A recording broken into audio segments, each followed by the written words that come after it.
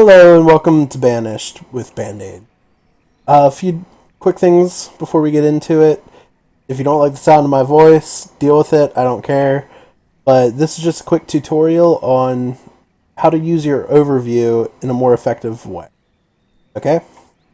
So starting off in Banished, you have next to nothing on your overview. I mean, you can see some icons here, see some buildings, but other than this little bar down here, you have nothing.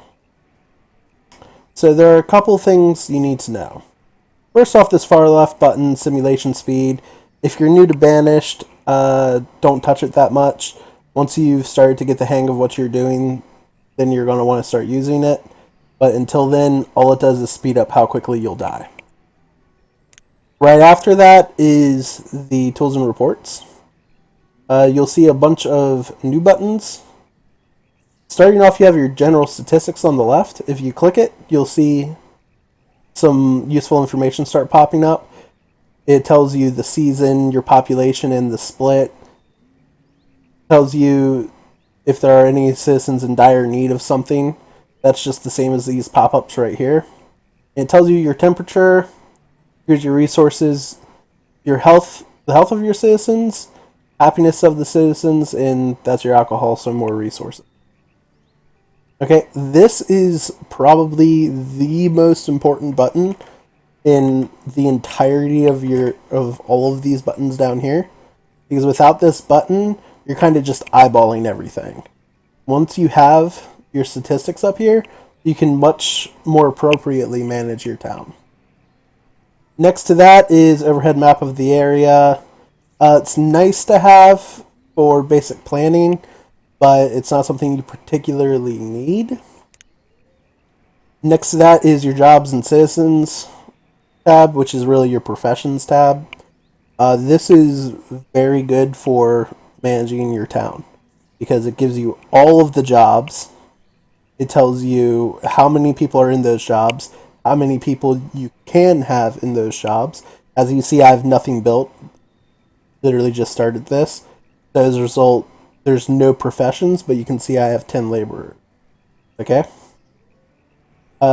This button right here, you see it next to all of them, lets you actually cycle through each of your laborers and find individual needs. This is going to be a useful button if, say, you're trying to produce a bunch of fish and you know you have a perfectly placed fishing dock, yet for some reason you're not getting any fish out of it. This will help you diagnose, well, maybe all of my guys are sick, maybe all of my guys aren't happy, and it's just a sign, or just people in that job. And so that helps you because sometimes it's commute times that are the reason why people aren't happy. Sometimes it's just none of them have clothes, what have you. And this will let you see. Like, for example, I will cycle to the next citizen, Augusta. He's very healthy right now, very happy. Age 12, job laborer, clothing ragged. It means he's going to be needing some new clothes here shortly.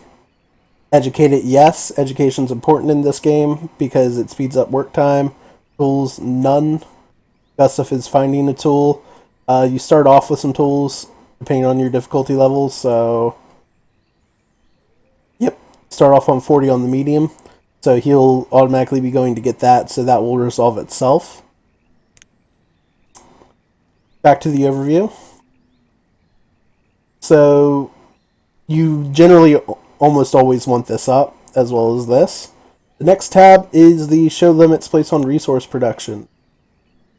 Another useful overview setting to have enabled most of the time, because it tells you how many resources your guys will make. Banished is nice in that you can set a, say for example, a woodcutter only produce 200 firewood, and that's listed under the fuel thing here, right there. That's your firewood. And that lets you save logs for other things. You can do the same with food, herbs, clothes, alcohol, anything in the game that you produce.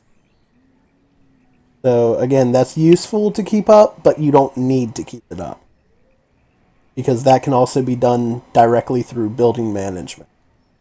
Your next tab is the increased priority. That gives you this nice little drag and drop, or draw and drag box that you can use to highlight things.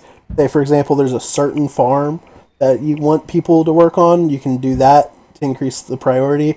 Or say you're building multiple buildings and you want, say you're building your blacksmith, your herbalist, and your woodcutter all at the same time for some reason.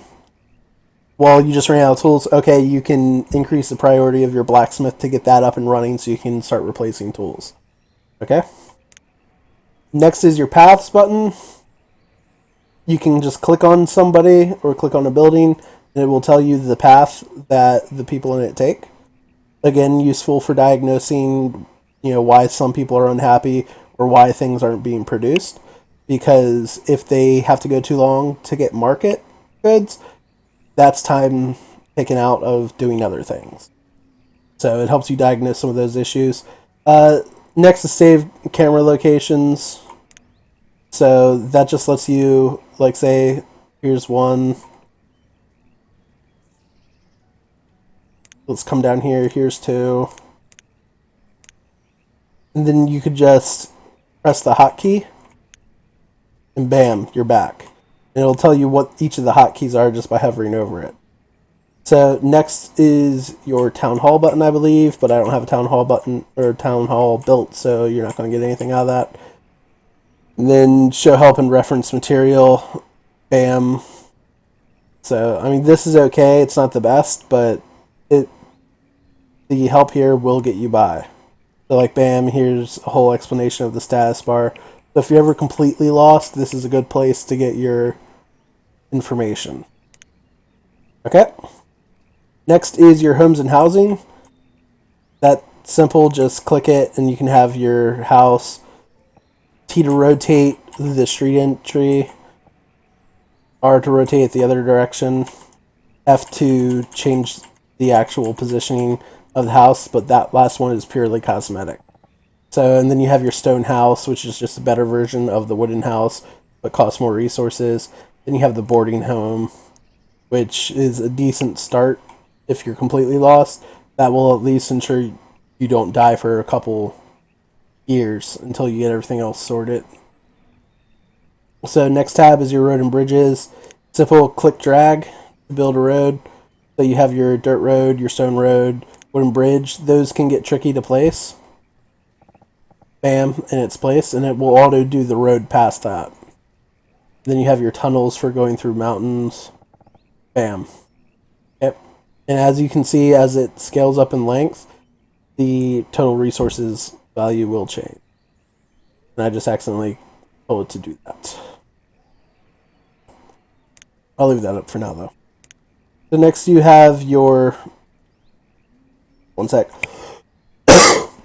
Sorry, I had to cough. Next you have your storage. So you have your storage barn. That's for storing stuff like coats, tools, food. And then you have your stockpile button. That's for storing your raw resources like firewood, iron, logs, stone, things of that nature. Then you have your marketplace. That's something you're going to want to get, particularly as houses start being a fair distance away from stockpiles, or you have multiple stockpiles that are spread out. Because a market will pull a little bit of everything there and function as a closer pickup point.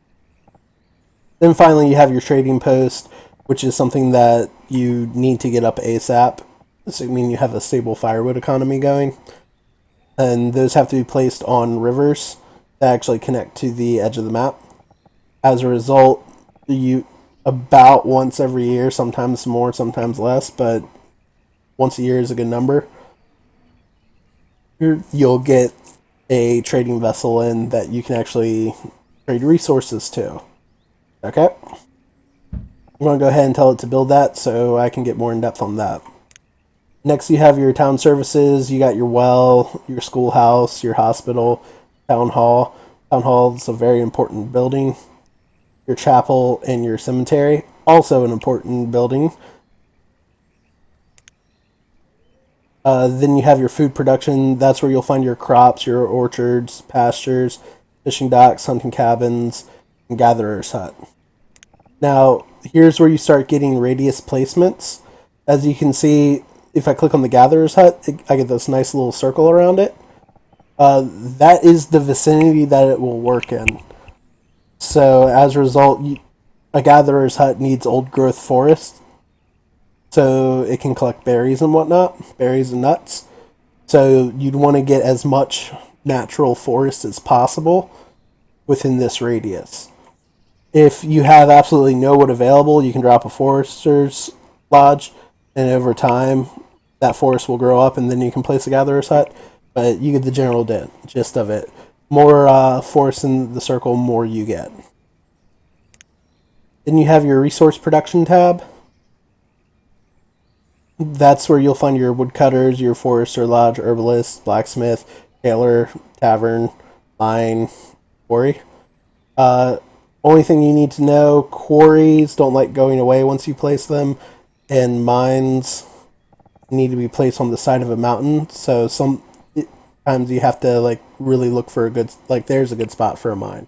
But like the rest of it is not, because you'll see red in the highlighted area, and as a result you can't place it. You get that nice little noise every time you try. Okay, and then you have your removal buttons. Okay, so remove structures is straightforward. Just drag and highlight the structures you want removed. It can also be used to delete structures that you were planning on building but haven't actually built yet. Let me replace that. But so that's stuff that you've built. The remove resources tab, as you highlight over, you'll see everything that it highlights. The remove resources takes everything from an area. The harvest trees will take just the trees. The harvest stone, just the stone. And the collect iron, just the iron. As you can see, there's next to no iron. Then you have the remove roads button and the cancel removal. Like, I marked these trees to be removed. Now they're not. Just make sure I got them all. Yep. Okay. So that is the simple overview. And thank you for watching.